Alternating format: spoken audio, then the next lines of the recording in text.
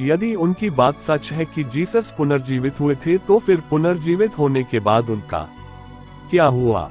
आजकल वे कहाँ हैं? क्योंकि उनकी मृत्यु का तो कोई उल्लेख है ही नहीं। सच्चाई यह है कि वे कभी पुनर्जीवित नहीं हुए। वास्तव में वे सूली पर कभी मरे ही नहीं थे, क्योंकि यहूदियों की सूली आदमी को मारने की सर्वाधिक बेहूदी तरकीब है। उसमें आदमी को मरने में करीब करीब 48 घंटे लग जाते हैं। चून की हाथों में और पैरों में कीलें ठोक दी जाती हैं तो बूंद बूंद करके उनसे खून टपकता रहता है। यदि आदमी स्वस्थ है तो 60 घंटे से भी ज्यादा लोग जीवित रहे, ऐसे उल्लेख हैं। औसत 48 घंटे तो लग ही जाते हैं। और जीसस को तो सिर्फ 6 घंटे बाद ही सूली से उतार दिया गया था। यहूदी सूली पर कोई भी 6 घंटे में कभी नहीं मरा है, कोई मर ही नहीं सकता है। यह एक मिलीभगत थी जीसस के शिष्यों की पोंटियस पायलट के साथ। पोंटियस यहूदी नहीं था, वो रोमन वायसराय था। जूडिया उन दिनों रोमन साम्राज्य के अधीन था। निर्दोष जीसस की हत्या में रोमन वायसराय पोंटियस को कोई रुचि नहीं थी। पोंटियस के दस्तखत के बगैर यह हत्या नहीं हो सकती थी। पोंटियस को अपराध भाव अनुभव हो रहा था कि वह इस भद्दे और क्रूर नाटक में भाग ले रहा है। चूंकि पूरी यहूदी भीड़ पीछे पड़ी थी कि जीसस को सूली लगनी चाहिए। जीसस वहां एक मुद्दा बन चुका था। पोंटियस पायलट दुविधा में था। यदि वह जीसस को छोड़ देता है तो वह पूरी जूडिया को, जो कि यहूदी है, अपना दुश्मन बना लेता है। यह कूटनीतिक नहीं होगा। और यदि वह जीसस को सूली दे देता है तो उसे सारे देश का समर्थन तो मिल जाएगा, मगर उसके स्वयं के अंतःकरण में एक घाव छूट जाएगा कि राजनीतिक परिस्थिति के कारण एक निरपराध व्यक्ति की हत्या की गई, जिसने कुछ भी गलत नहीं किया था। तो पोंटियस ने जीसस के शिष्यों के साथ मिलकर यह व्यवस्था की कि शुक्रवार को जितनी संभव हो सके उतनी देर से सूली दी जाए। चूंकि सूर्यास्त होते ही शुक्रवार की शाम को यहूदी सब प्रकार का कामधाम बंद कर देते हैं, फिर शनिवार को कुछ भी काम नहीं होता, वह उनका पवित्र दिन है। यद्यपि सूली दी जानी थी शुक्रवार की सुबह, पर उसे स्थगित किया जाता रहा। ब्यूरोक्रेसी तो किसी भी कार्य में देर लगा सकती है। अतः जीसस को दोपहर के बाद सूली पर चढ़ाया गया और सूर्यास्त के पहले ही उन्हें जीवित उतार लिया गया। यद्यपि वे बेहोश थे, क्योंकि शरीर से रक्तस्राव हुआ था और कमजोरी आ गई थी। पवित्र दिन यानी शनिवार के बाद रविवार को यहूदी उन्हें पुनः सूली पर चढ़ाने वाले थे।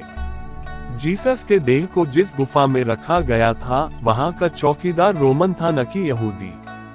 इसलिए यह संभव हो सका कि जीसस के शिष्यगण उन्हें बाहर आसानी से निकाल लाए और फिर जूडिया से बाहर ले गए। जीसस ने भारत में आना क्यों पसंद किया? क्योंकि युवावस्था में भी वे वर्षों तक भारत में रह चुके थे। उन्होंने अध्यात्म और ब्रह्म का परम स्वाद इतनी निकटता से चखा था कि वहीं दोबारा लौटना चाहा। तो जैसे ही वह स्वस्थ हुए, भारत आए और फिर 112 साल की उम्र तक जिए। कश्मीर में अभी भी उनकी कब्र है। उस पर जो लिखा है वो हिब्रू भाषा में है। स्मरण रहे, भारत में कोई यहूदी नहीं रहते हैं। उस शिलालेख पर खुदा है, जोशुआ, यह हिब्रू भाषा में ईसा मसीह का नाम है। उद्धरण: जीसस जोशुआ का ग्रीक रूपांतरण है। जोशुआ यहाँ आए, समय, तारीख वगैरह सब दी है। एक महान सद्गुरु जो स्वयं को भीड़ों का गढ़िया पुकारते थे, अपने शिष्यों के साथ शांतिपूर्वक 112 साल की दीर्घायु तक यहाँ रहे। इसी वजह से वह स्थान भीड़ों के चरवाहे का गांव कहलाने लगा। तुम वहां जा सकते हो, वह शहर अभी भी है पहलगाम। उसका कश्मीरी में वही अर्थ है, गढ़िए का गांव। जीसस यहाँ रहना चाहते थे ताकि और अधिक आत्मिक विकास कर सकें। एक छोटे से शिष्य समूह के साथ वे रहना चाहते थे ताकि वे सभी शांति में, मौन में डूबकर आध्यात्मिक प्रगति कर सकें। और उन्होंने मरना भी यही चाहा, क्योंकि यदि तुम जीने की कला जानते हो तो यहाँ भारत में जीवन एक सौंदर्य है, और यदि तुम मरने की कला जानते हो तो यहाँ भारत में मरना भी अत्यंत अर्थपूर्ण है। केवल भारत में ही मृत्यु की कला खोजी गई है, ठीक वैसे ही जैसे जीने की कला खोजी गई है। वस्तुतः तो वे एक ही प्रक्रिया के दो अंग हैं। यहूदियों के पैगंबर मूसा ने भी भारत में ही देह त्यागी थी। इससे भी अधिक आश्चर्यजनक तथ्य यह है कि मूसा मोजिज ने भी भारत में ही आकर देह त्यागी थी। उनकी और जीसस की समाधियां एक ही स्थान में बनी हैं। शायद जीसस ने ही महान सद्गुरु मूसा के बगल वाला स्थान स्वयं के लिए चुना होगा। पर मूसा ने क्यों कश्मीर में आकर मृत्यु में प्रवेश किया? मूसा ईश्वर के देश इजराइल की खोज में यहूदियों को इजिप्ट के बाहर ले गए थे। उन्हें 40 वर्ष लगे। जब इजराइल पहुंचकर उन्होंने घोषणा की कि यही वह जमीन है, परमात्मा की जमीन जिसका वादा किया गया था, और मैं अब वृद्ध हो गया हूं और अवकाश लेना चाहता हूं। हे नई पीढ़ी वालों, अब तुम संभालो।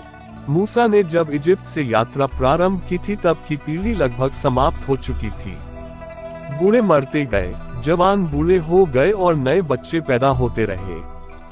जिस मूल समूह ने मूसा के साथ यात्रा की शुरुआत की थी वह बचा ही नहीं था।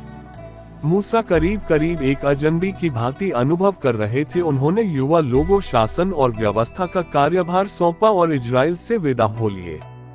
यह अजीब बात है कि यहूदी धर्मशास्त्रों में भी उनकी मृत्यु के संबंध में उनका क्या हुआ इस बारे में कोई उल्लेख नहीं है।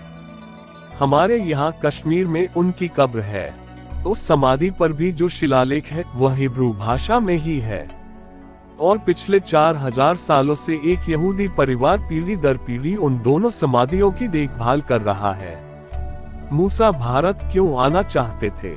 केवल मृत्यु के लिए? हाँ, कई रहस्यों में से एक रहस्य यह भी है कि यदि तुम्हारी मृत्यु एक बुद्ध क्षेत्र में हो सके, जहाँ केवल मानवीय ही नहीं वरन भगवत्ता की ऊर्जा तरंगे हो, तो तुम्हारी मृत्यु भी एक उत्सव और निर्वाण बन जाती है। सदियों से सारी दुनिया के साधक इस धरती पर आते रहे हैं। यह देश दरिद्र है, उसके पास भेद देने को कुछ भी नहीं, पर जो संवेदनशील हैं, उनके लिए इससे अधिक समृद्ध कौम इस पृथ्वी पर कहीं नहीं है।